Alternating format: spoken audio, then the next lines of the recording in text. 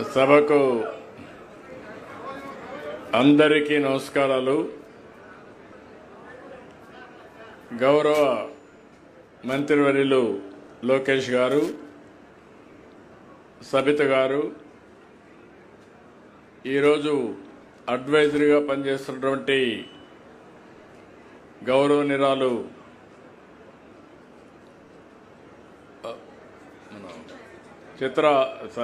సుచిత్ర ఎల్లా గారు, అదే సమయంలో సిసోడియా గారు, స్పెషల్ చీఫ్ సెక్రటరీ, ఈ కార్యక్రమానికి వచ్చిన సోదరి సోదరులందరికీ, ప్రత్యేకంగా చేనేత కార్మికులందరికీ 11వ జాతీయ చేనేత దినోత్సవం సందర్భంగా అందరికీ అభినందనలు, శుభాకాంక్షలు. భారతీయ శక్తికి, సంస్కృతికి, సాంప్రదాయానికి శతాబ్దాల క్రితమే ప్రపంచవ్యాప్తంగా ఖ్యాతి తెచ్చింది మన చేనేత. అటు నైపుణ్యం, ఇటు సృజనాత్మక శక్తి కలబోత మన చేనేత. అందులో మన తెలుగు నేల చేనేత వైభవానికి పుట్టెనిల్లు. మంగళగిరి, ధర్మవరం, వెంకటగిరి, ఉప్పాడ, పెడన, చీరాల, పొందూరు, మదనపల్లి, నందవరం, కొడమూర్, ఎమ్మిగనూరు, ఇలా ఒక్కొక్క ప్రాంతానికి ఒక్కొక్క ప్రత్యేకత ఉంది. అదే దీంట్లో ఒక మాటలో చెప్పాలంటే ఆంధ్ర రాష్ట్రానికి వచ్చినటువంటి ఒక సంపద అని చెప్పి కూడా నేను మీకు తెలియజేస్తున్నా. పొందూరు ఖద్దర్ని గాంధీజీ మెచ్చాడు. పెడన కలంకారి ప్రపంచాన్నే ఆకట్టుకుంది. 6 గజాల చీర అగ్గిపెట్టి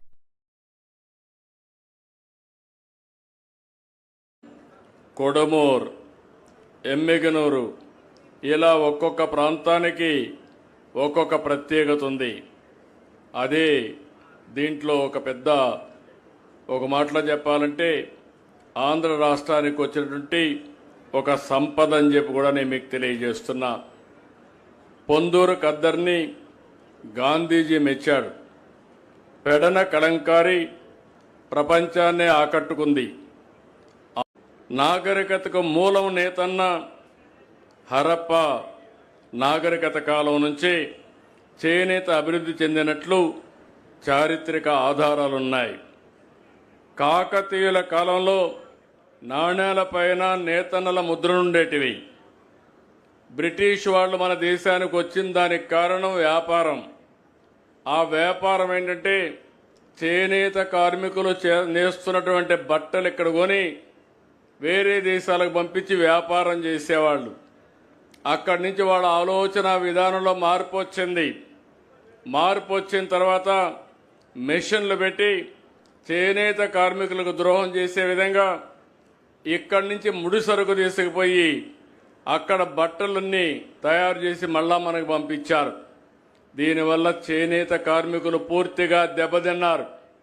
అందుకే మీరు ఒక్కసారి చూస్తే స్వాతంత్ర సమరంలో ప్రతి ఒక్కరూ ఒక ప్రేరణ ఇచ్చారు. ఖద్దరు బట్టలే ధరించాలి, మనం నేర్చినటువంటి ఇదే మనం చేయాలని నూలు వడకడం దగ్గర నుంచి దేశభక్తి చాటి చూపించారు. 1905లో స్వదేశీ ఉద్యమంలో భాగంగా ఆగస్టు 7న విదేశ బట్టల్ని బహిష్కరణ చేశారు. ఆ విధంగా మనం చూస్తే ఈరోజు 11వ చేనేత జాతీయ దినోత్సవాన్ని మనం పెట్టుకుంటున్నామంటే దీనికి కారణం ఇది ఒక చరిత్ర అని చెప్పి కూడా నేను మీకు తెలియజేస్తున్నా. ఈరోజు మనందరం ఒక్కసారి ఆలోచిస్తే తెలుగుదేశానికి నేతన్నకు అవినాభావ సంబంధం ఉంది. మొట్టమొదటిగా ఎన్టీ రామారావు గారు ఏదైతే పార్టీ పెట్టిన మొదటి సంవత్సరం సగం ధరకే చీర దోవతి ప్రవేశపెట్టి నేతన్నకి ఉపాధి కల్పించిన పార్టీ, ఉపాధి కల్పించిన నాయకుడు నందమూరి తారక రామారావు గారని చెప్పి మీకు తెలియజేస్తున్నా. అక్కడి నుంచి ప్రారంభించాం. ఈరోజు ఒకసారి చూస్తే వ్యవసాయం తర్వాత ఎక్కువ మంది ఆధారపడే ఏకైక పరిశ్రమ చేనేత పరిశ్రమ. దగ్గర దగ్గర 1,22,644 కుటుంబాలు దీనిపైన ఆధారపడతాయి. నేను చాలాసార్లు పోరాడాను. 40 సంవత్సరాలు నా జీవితంలో రాజకీయ చరిత్రలో ఏ ఒక్క వర్గానికైతే ఎక్కువ పోరాడని అడిగితే అది ధైర్యంగా చెప్పగలుగుతాను. ఈ చేనేత వర్గం కోసం రాజీ లేని పోరాటం చేశాం. అధికారంలో ఉంటే పనులు చేశాం, ప్రతిపక్షంలో ఉంటే మీ తరపున పోరాటాలు చేసిన విషయం కూడా ఒక్కసారి గుర్తు తీసుకొస్తున్నాను. 2014 నుంచి 19 వరకు 5 ఏళ్లలో చేనేతకు అండగా నిలబడ్డాం. 110 కోట్ల రూపాయలు చేనేత కళాకారులకి రుణాలు మాఫీ చేశాం. దీనికోసం అపోజిషన్లో పోరాడాం. చీరాల్లో ఇప్పటికి కూడా నాకు గుర్తు. నేను ఆ రోజు వచ్చి పెద్ద ఎత్తున నిరసన తెలియజేసి ధర్నాలు కూడా చేసి పాత ప్రభుత్వం చేయకపోతే దాన్ని మాఫీ చేసిన ఘనత తెలుగుదేశం ప్రభుత్వాన్ని. 55,500 మందికి చేనేత కార్మికులకి 2 లక్షల రూపాయలు చొప్పున 27 కోట్ల రూపాయలు రుణాలు ఇచ్చాం. ఇంకో పక్క 90,765 కుటుంబాలకి 100 యూనిట్లు కరెంటు ఉచితంగా ఇచ్చాం. ఇంకో పక్క చేనేత కార్మికులకి మొట్టమొదటిసారిగా 50 సంవత్సరాలకే పింఛన్ ఇవ్వాలని నిర్ణయించిన పార్టీ తెలుగుదేశం పార్టీ. నేను మిమ్మల్ని చూశాను, మీ కష్టాలు చూశాను. చేనేత కార్మికులు చూస్తే ఆ మగ్గం దగ్గర కూర్చొని ఆ దారం కానీ ఇవన్నీ కడుపులోకి పోతే చిన్న వయసులోనే అనారోగ్యం పాలయ్యే పరిస్థితికి వచ్చారు. అందుకే 50 ఏళ్లకి ఈరోజు మనం ఈ పింఛన్ తీసుకొచ్చామని చెప్పి కూడా నేను మీకు తెలియజేస్తున్నా. మరమగ్గాలు 50% సబ్సిడీతో 80 కోట్ల రూపాయలు ఖర్చు పెట్టాం. గడచిన 5 సంవత్సరాలు చేనేత పరిశ్రమ పూర్తిగా కుదేలైంది. తీవ్రమైనటువంటి సంక్షోభంలో కూరుకుపోయే పరిస్థితి వచ్చింది. ఆప్కో ద్వారా కొనుగోళ్లు ఆపేశారు. నూలు రంగుపై సబ్సిడీ మానేశారు. ఇంకో పక్క మీరు చూస్తే ఈరోజు చాలా సమస్యలు ఈ చేనేత కార్మికులు ఇప్పుడు కూడా నేను మాట్లాడినప్పుడు చూశాను, లోపల కూడా కనుక్కున్నాను. వీవర్శాల ఒక వినూత్నమైన కార్యక్రమానికి మీ శాసనసభ్యుడు శ్రీకారం చుట్టాడు. మనస్ఫూర్తిగా అభినందిస్తున్నా. ఈ మోడల్ గాని సక్సెస్ అయితే రాష్ట్రంలో అన్ని ప్రాంతాల్లో దీన్ని రిప్లికేట్ చేసే అవకాశం వస్తుంది. అది చేస్తామని కూడా హామీ ఇస్తున్నాను. ఈరోజు నేను మాట్లాడినప్పుడు బయట కంటే ఒక 30% ఆదాయం ఎక్కువ వస్తుందని చేనేత కార్మికులే అనుభవంతో చెప్పారు. అయితే మీ ఎమ్మెల్యే గారు ఆలోచించేది దీన్ని 100% పెంచాలి, డబుల్ ది ఇన్కమ్ చేయాలని ఆలోచిస్తున్నారు. అది సాధించాలంటే మీరందరూ కూడా సమిష్టిగా పనిచేయాల్సిన అవసరం ఉంది. ఈరోజు ఈ శుభ సందర్భంగా మీ మీద ఉండే అభిమానంతో చెప్తున్నాను. చాలా ఆర్థిక ఇబ్బందులు ఉన్నాయి. ఎన్ని ఇబ్బందులు ఉన్నా నాకు మొట్టమొదట గుర్తొచ్చేది చేనేత కార్మికులకు ఏ పని చేసినా మొదట మీకే చేస్తామని కూడా హామీ ఇస్తున్నాను. అందుకే ఈరోజు మరమగ్గాలకి మీరు ఏదైతే హ్యాండ్లూమ్ ఉన్నాయో ప్రతి ఒక్క వ్యక్తికి ఈ నెల నుంచి 200 యూనిట్లు కరెంటు ఉచితంగా ఇస్తామని హామీ ఇస్తున్నా. ఇదే కాదు, మరమగ్గాలకి 500 యూనిట్లు ఉచితంగా కరెంటు ఇస్తాం. ఇది కాకుండా ఈరోజు మీరు ఒకసారి దీనివల్ల 93,000 కుటుంబాలకు లాభం వస్తుంది. పవర్ లూమ్స్ అయితే 50,000 కుటుంబాలకు లాభం వస్తుంది. 190 కోట్ల రూపాయలు ఖర్చు అవుతుంది. అయినా పర్వాలేదు, ఎంత ఇచ్చినా అది తక్కువే ఈ చేనేత కార్మికులకని మరొకసారి విజ్ఞప్తి చేస్తున్నా. ఆ రోజు నేను చెప్పాను, మీరు నేసే బట్టలపైన జీఎస్టీ అదనంగా పడితే వచ్చే ఆదాయం తగ్గిపోతుంది కాబట్టి 5% జీఎస్టీని రీఎంబర్స్ చేస్తామని హామీ ఇచ్చాను. దానికి కట్టుబడి ఉన్నాం. దీనికి 15 కోట్లు అవుతుంది, అది కూడా ఇస్తాం. ఇది కాకుండా థ్రిఫ్ట్ ఫండ్ ఉంది, ఇది కూడా పెండింగ్ పెట్టారు. ఈ రోజే 5,386 మందికి 5 కోట్ల రూపాయలు రిలీజ్ చేస్తున్నామని కూడా మీ అందరికీ హామీ ఇస్తున్నా. ఇప్పటికే మీరు చూస్తే 50 సంవత్సరాలకి పింఛన్ ఇస్తున్నాం. 3,000 రూపాయల నుంచి 4,000 రూపాయలు చేశాను. ఆ విధంగా ఈరోజు 92,724 మందికి పింఛన్లు వస్తున్నాయి. 546 కోట్ల రూపాయలు ఒక చేనేత కార్మికులకు పింఛన్లకు ఇస్తున్నాం. ఇంకో పక్క ఈరోజు మీ అందరికీ హామీ ఇస్తున్నాను, నేతన్న భరోసా కింద అదనంగా 25,000 రూపాయలు మీకు ఇచ్చే బాధ్యత ఈ ప్రభుత్వం తీసుకుంటాం. మీ జీవన ప్రమాణాలు పెరగాలి. మీరు కష్టాల్లో ఉన్నారు, అందుకే ఇవన్నీ చేస్తాం. ఇది కాకుండా రాష్ట్రంలోని మాస్టర్ వీవర్స్ అయితే కళాకారులు చేనేతలు 1,375 కోట్ల రూపాయల టర్నోవర్ సాధించాం. ఈరోజు నేను చూస్తున్నాను, ఇక్కడ వినూత్నమైన కార్యక్రమాలతో ఒక ఎకో సిస్టమ్ క్రియేట్ చేయాల్సిన అవసరం ఉంది. ఈరోజు పారిశ్రామికవేత్త సుచిత్రా ఎల్లా గారిని అడ్వైజర్గా పెట్టుకున్నాం. ఎందుకంటే వాళ్ళు వ్యాపారాలు బాగా చేస్తారు కాబట్టి, టేస్ట్ ఉంటుంది కాబట్టి ఆవిడికి ఈ పరిశ్రమ మీద చాలా కమిట్మెంట్ ఉంది, ఏదో చేయాలని తపనుంది. అందుకే వారిని అడ్వైజర్గా పెట్టాం. జీతాల కోసం కాదు, ఆవిడ కార్లు లేక కాదు, కానీ మీకు సేవ చేయాలనే అవకాశం వారికి ఈరోజు కల్పించాం. తప్పకుండా వారు ఆలోచించాల్సింది, చాలా మంది పరిశ్రమలు ముందుకు వస్తున్నారు. టాటా వచ్చారు, బిర్లా వచ్చారు, పెద్ద పెద్ద సంస్థలన్నీ వస్తున్నాయి. వీళ్ళందరూ వచ్చి డిజైనర్స్ ఉన్నారు, ఇండియాలో బెస్ట్ డిజైనర్స్ ఉన్నారు. సినిమా వాళ్ళకు కూడా ఏ డిజైన్ తయారు చేయాలో తయారు చేసే డిజైనర్స్ ఉన్నారు. వాళ్ళందరినీ కూడా ఎంపానల్ చేయమన్నాం. వీళ్ళిద్దరే కాకుండా ఒక ఎకో సిస్టమ్ క్రియేట్ చేసి నేతన్న యొక్క ఏ విధంగా మీరు అవస్థపడుతున్నారు, మీ కష్టాలన్నీ తెలిసే విధంగా వినియోగదారుడికి అర్థం కావాలి.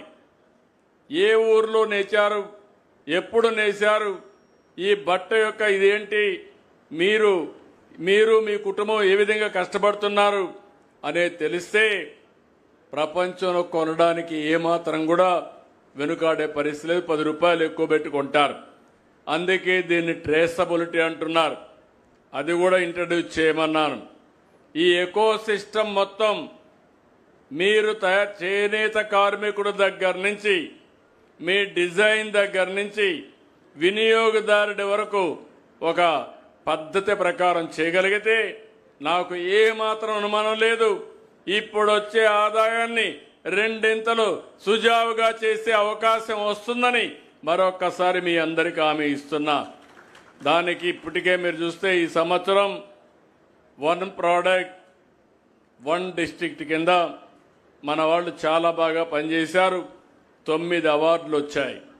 అందులో 3 చేనేత పరిశ్రమకే రావడం చాలా సంతోషం అని చెప్పి కూడా నేను మీకు తెలియజేస్తున్నా. ఈరోజు ఇంకొక పక్కన మీరంతా కూడా open network for digital commerce కింద ONDC కింద చేనేత ఉత్పత్తుల మార్కెట్ విస్తరిస్తున్నాం. ఇప్పటికే 2,000 చేనేత ఉత్పత్తులు ఇందులో నమోదైనాయి. ఇంకో పక్కన మీరు ఒకసారి చూస్తే 1 డిస్ట్రిక్ట్ 1 ప్రోడక్ట్ ఇప్పుడే చెప్పాను. ఇంకొక పక్క వెంకటగిరి, మంగళగిరి, ఉప్పాడ, కాళహస్త్రి, రాజాంలో 74 కోట్ల రూపాయలు ఖర్చు పెట్టి క్లస్టర్స్ కూడా ఏర్పాటు చేస్తున్నాం. ఇందులో 1,374 మంది పనిచేసే అవకాశం వస్తుంది. అమరావతిలో హ్యాండ్లూమ్ మ్యూజియం కూడా ఏర్పాటు చేస్తామని చెప్పి నేను మీకు తెలియజేస్తున్నా. ఎప్పుడు కూడా ఒకసారి ఆలోచిస్తే ఇక్కడుండే చేనేత కార్మికులే కాదు, మొత్తం వెనుకబడిన వర్గాలు ఎప్పుడు కూడా తెలుగుదేశం పార్టీనే మేరు.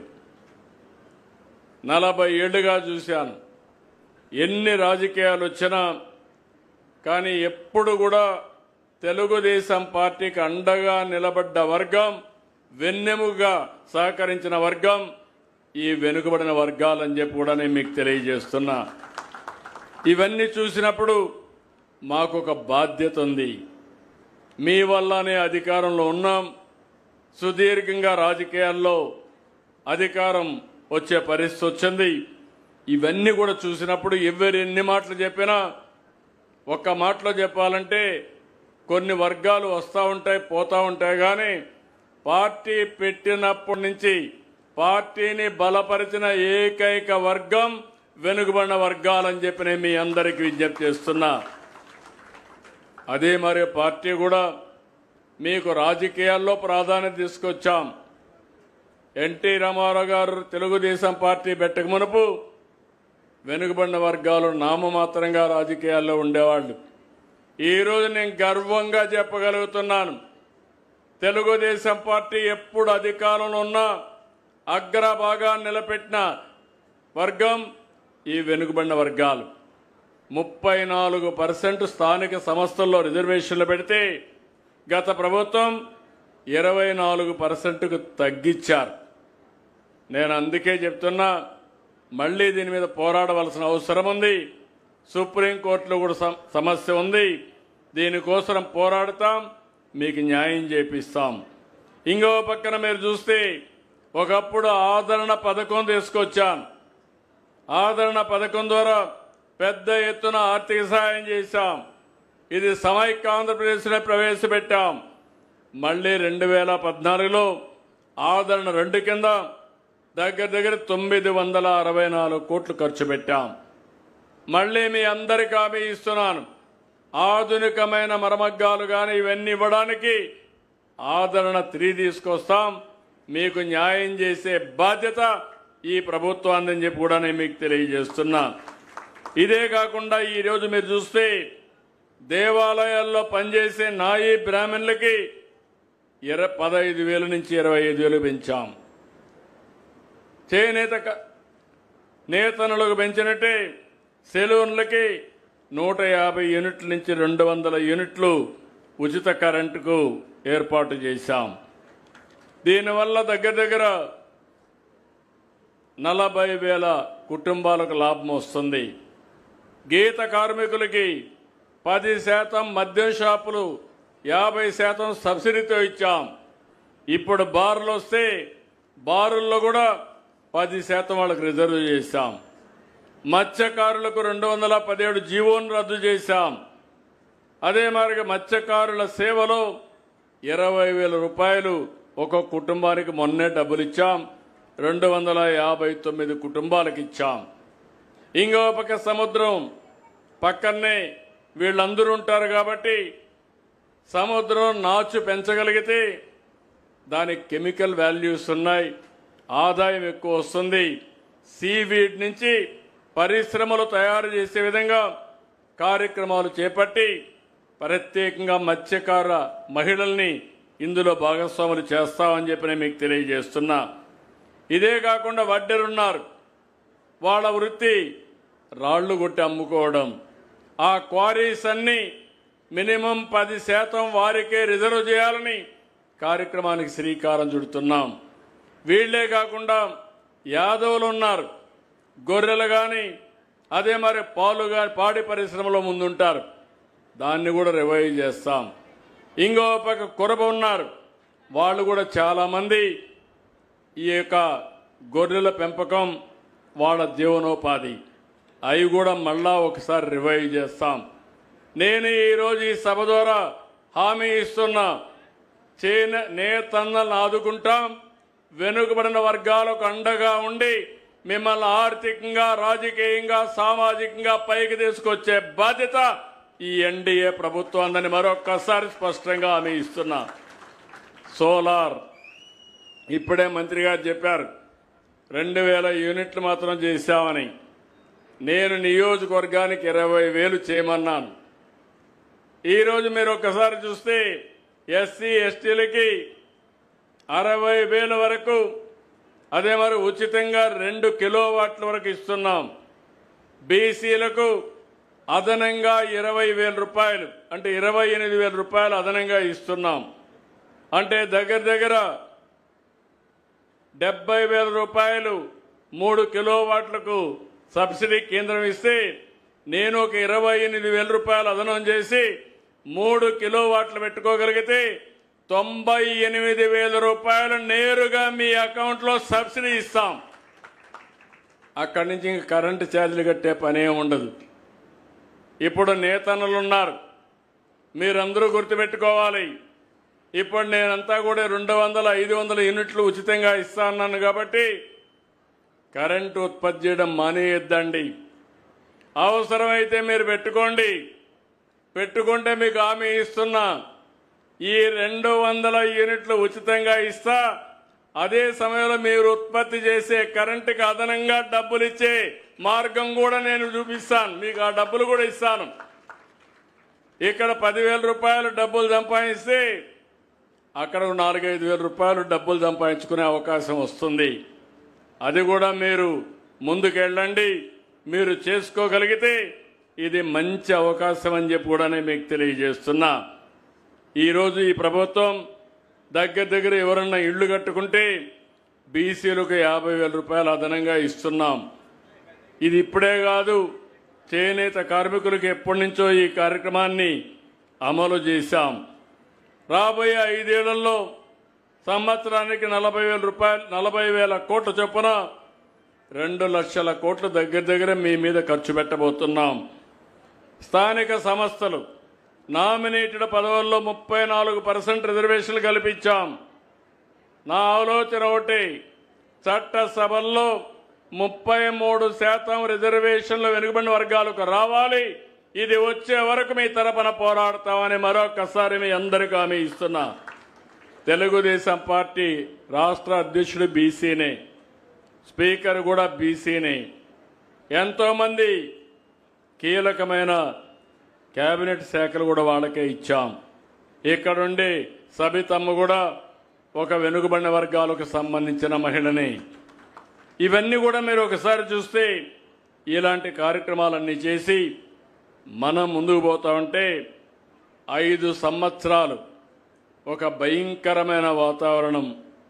ప్రొద్దుటూరులో చేనేత వర్గానికి చెందిన నందం సుబ్బయ్య అతి కిరాతకంగా చంపేశారు. ఆ కుటుంబాన్ని ఆదుకున్నది తెలుగుదేశం పార్టీ. పల్నాడులో చంద్రయ్య, ఒక చంద్రయ్య కాదు, 10ల సంఖ్యలో వెనుకబడిన వర్గాలను చంపేశారు. ఆ చంద్రయ్య విషయం చూస్తే ఆ రోజు పాలకులు వాళ్ళ పేరు చెప్పమంటే ఏమాత్రం కూడా మెడ మీద కత్తి పెట్టి బెదిరించినా వాళ్ళు చెప్పిన మాట వినకుండా జై చంద్రబాబు, జై తెలుగుదేశం అని ప్రాణం వదిలాడు. అది చూసినప్పుడు మా బాధ్యత ఎంత పెరుగుతుందో మీరందరూ కూడా ఒక్కసారి ఆలోచించుకోవాల్సిన అవసరం ఉంది. బాధ్యత అదే మరి చేయాలనే కసి కూడా ఈ ప్రభుత్వానికి ఉందని చెప్పి కూడా నేను మీకు తెలియజేస్తున్నా. ఈరోజు మంగళగిరికి వస్తున్నా. మంగళగిరి మామూలుగా అయితే ఫస్ట్ టైం, దీనికంటే మంచి సీట్లు ఉన్నాయి. మంచి సీట్లుంటే ఎలక్షన్లు వచ్చాయి. నేను ఆ రోజు సజెస్ట్ చేశాను, మంగళగిరిలో ఇంతవరకు మనం గెలవలేదు, ఒకేసారి గెలిచాం. ఎందుకంటే పార్టీని నడిపించింది నేనే కాబట్టి 40 సంవత్సరాల సుదీర్ఘ రాజకీయ చరిత్రలో మొట్టమొదటిసారిగా కోటేశ్వరరావు ఎంఎస్ఎస్ కోటేశ్వరరావు అంటే అప్పట్లో గెలిచాం. తర్వాత గెలవల.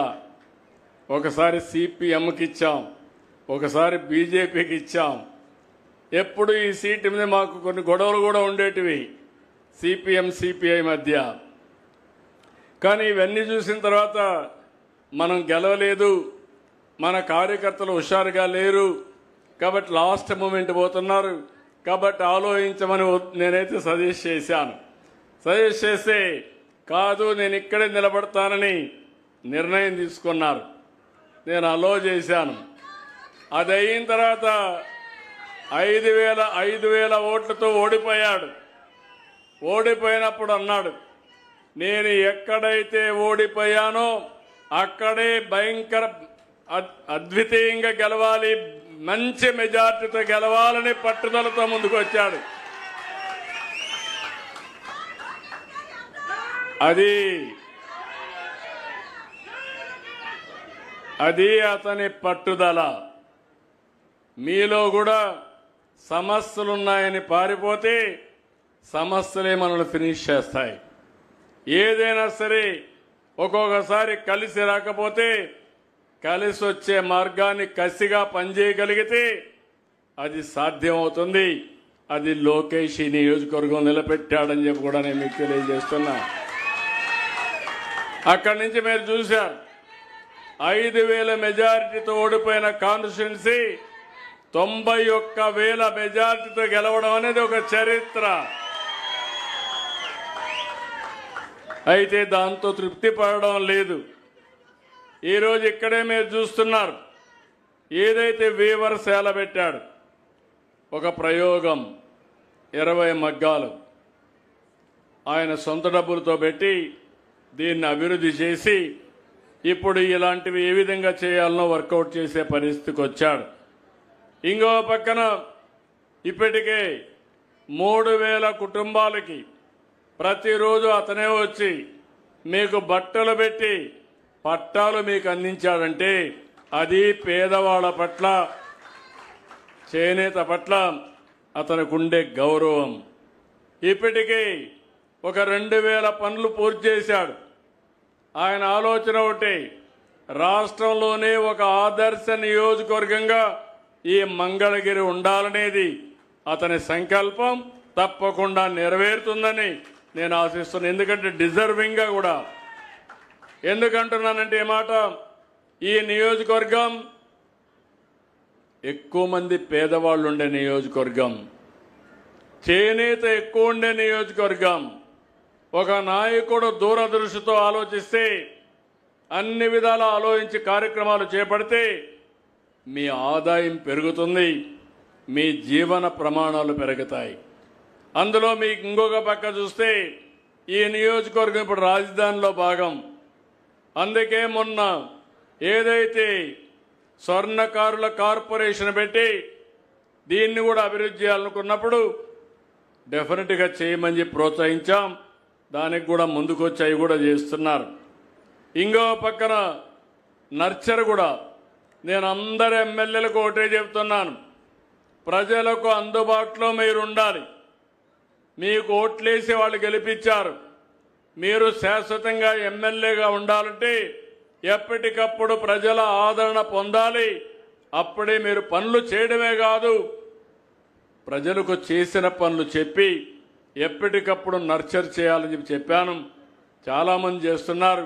వాళ్ళందరిలో కూడా నేను చూస్తే లోకేష్ అయితే ఒక్క అడుగు ముందుకేసి ఎప్పుడు టైం దొరికితే అప్పుడు నియోజకవర్గానికి వస్తున్నాడు.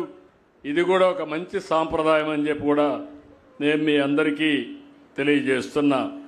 ఇంకో పక్క ఇక్కడ నామినేట్ పదవుల్లో కూడా నేతలకు తగిన గౌరవం దొరికింది.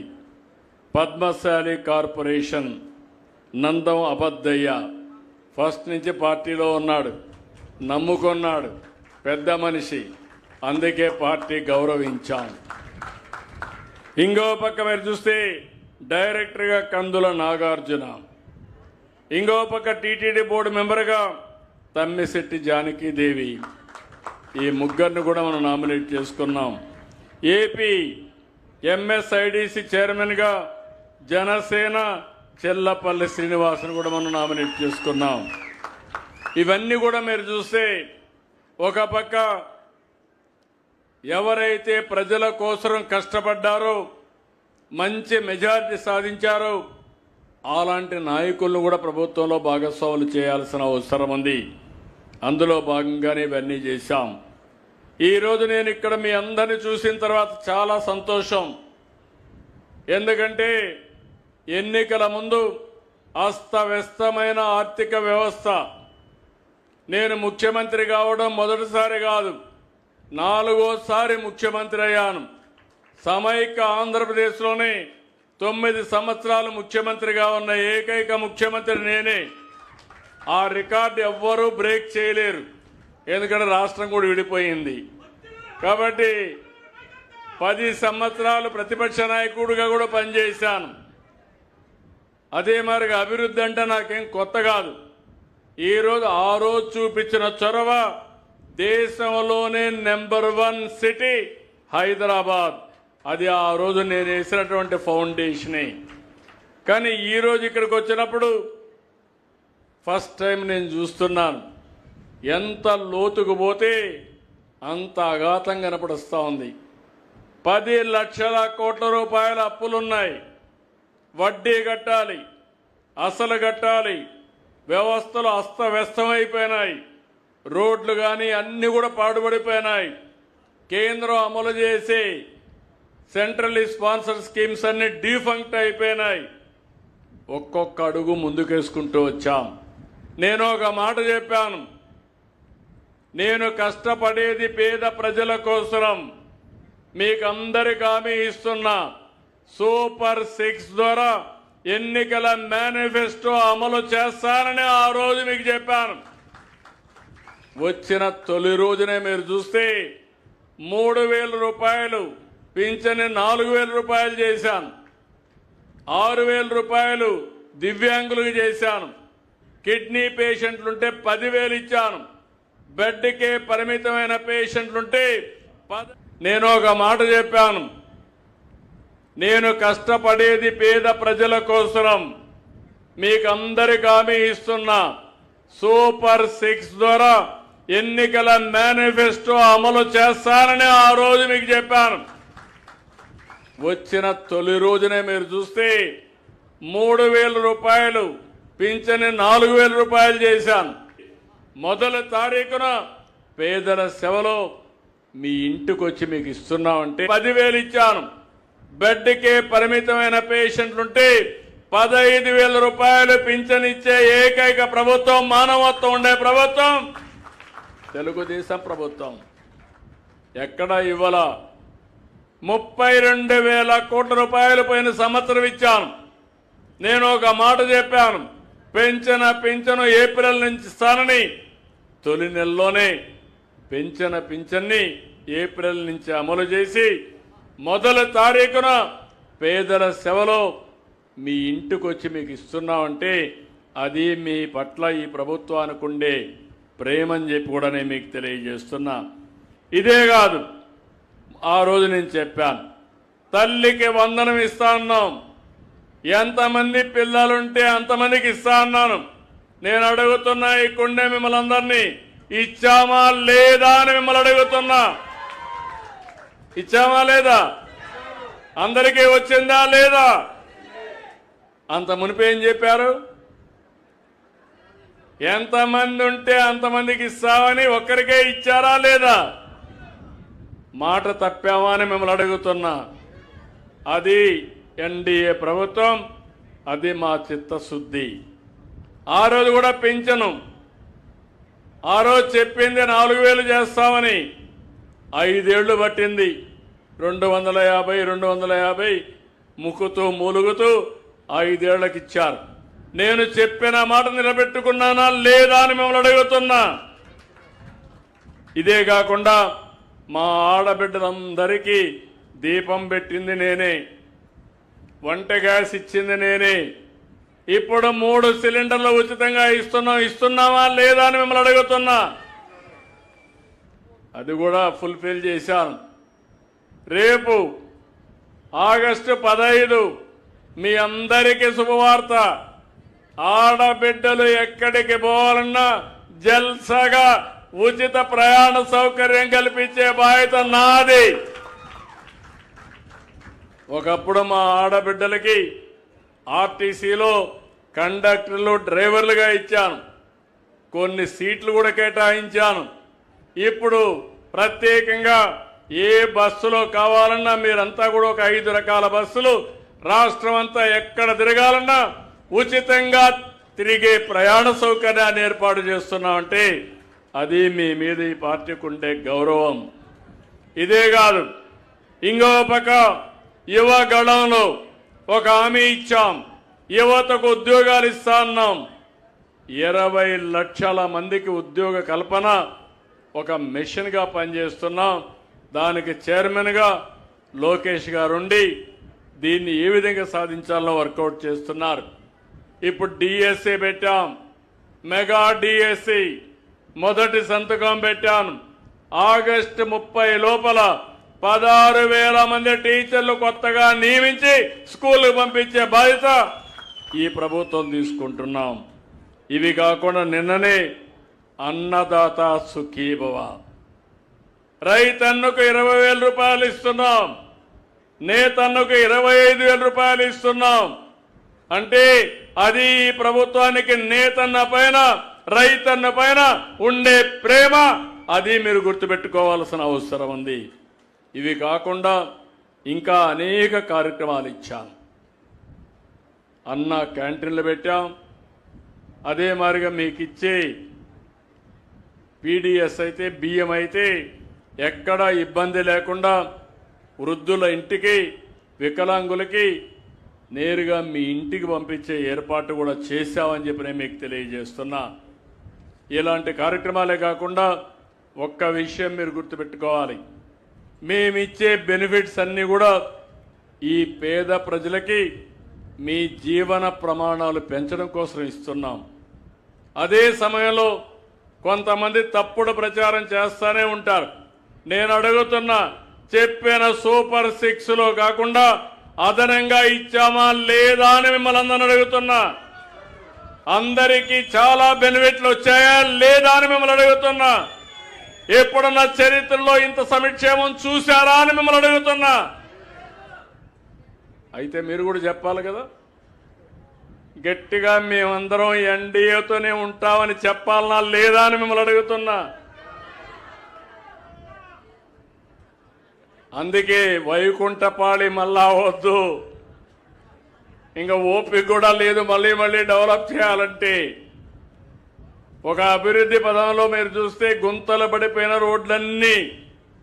గుంతలన్నీ పూడ్చాం. ఒక పక్క పట్టాలు ఎక్కించాం, అభివృద్ధిని సంక్షేమానికి రాజమార్గాన్ని చూపించాం. అదే సమయంలో ప్రజల్లో కూడా అలాంటి ఆలోచనతో ముందుకు పోవాల్సిన అవసరం ఉంది. మీరందరూ కూడా ప్రగడ కోటయ్య గారు నేతన్నల కీర్తి, ఆయన ఎప్పటి నుంచో మీరు ఆరాధించే వ్యక్తి. ఒక మాటలో చెప్పాలంటే చేనేత సూర్యుడు ప్రగడ కోటయ్య గారు అని చెప్పి విజ్ఞప్తి చేస్తున్నా. All India handloom weavers Congress ప్రధాన కార్యదర్శిగా, ఎమ్మెల్సీగా, ఎమ్మెల్యేగా, ఎంపీగా ఎన్నో సేవలు అందించాడు. అలాంటి గొప్ప వ్యక్తి కూడా ఈ గడ్డపైనే పుట్టాడు.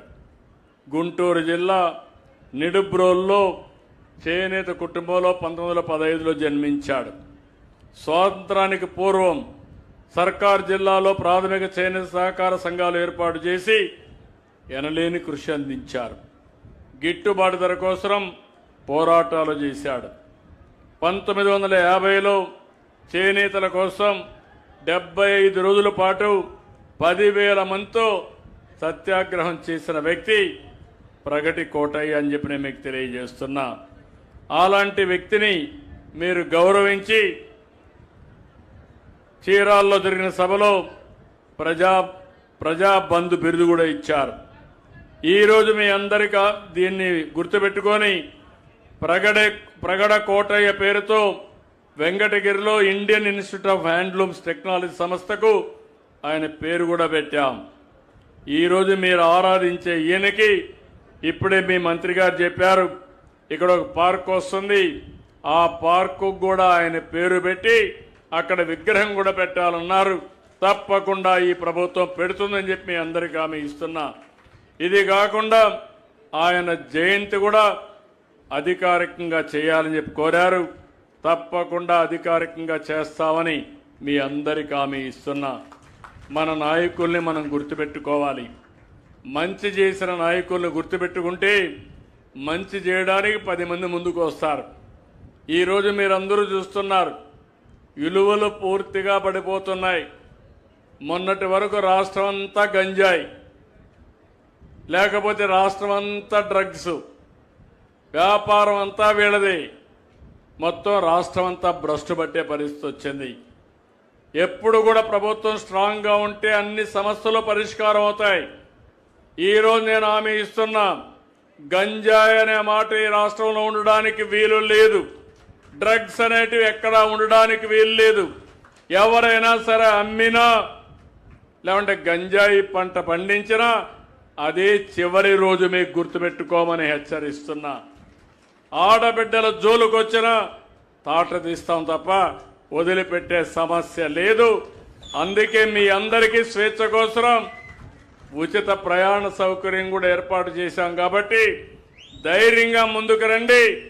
మీకు భద్రత కల్పించే బాధ్యత, భరోసా కల్పించే బాధ్యత ఎన్డీఏ ప్రభుత్వాన్ని చెప్పి మరొకసారి తెలియజేసుకుంటూ, ఒక మంచి కార్యక్రమం ఇక్కడికి వచ్చి చాలా విషయాలు నేను కూడా అధ్యయనం చేశాను.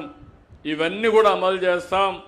తొందరలోనే ఈరోజు ఇక్కడుండే అధికారులు కూడా పిలిపిస్తున్నా, ఒక యాక్షన్ ప్లాన్ తయారు చేయండి. దగ్గర దగ్గర 93,000 కుటుంబాలు, చేనేత కుటుంబాలు ఉన్నాయి. ఈ 93,000 కుటుంబాల యొక్క జీవన ప్రమాణాలు పెంచడానికి, వారి వృత్తిని కూడా నెక్స్ట్ లెవెల్లో తీసుకుపోవడానికి ఏమేం చేయాలనో ఒక యాక్షన్ ప్లాన్ తయారు చేస్తాం. దాన్ని పూర్తిగా అమలు చేసి చేనేతల రుణం తీర్చుకుంటానని మరొక్కసారి మీ అందరికీ హామీ ఇస్తూ అందరికీ నమస్కారాలు. జై హింద్, జై జన్మభూమి.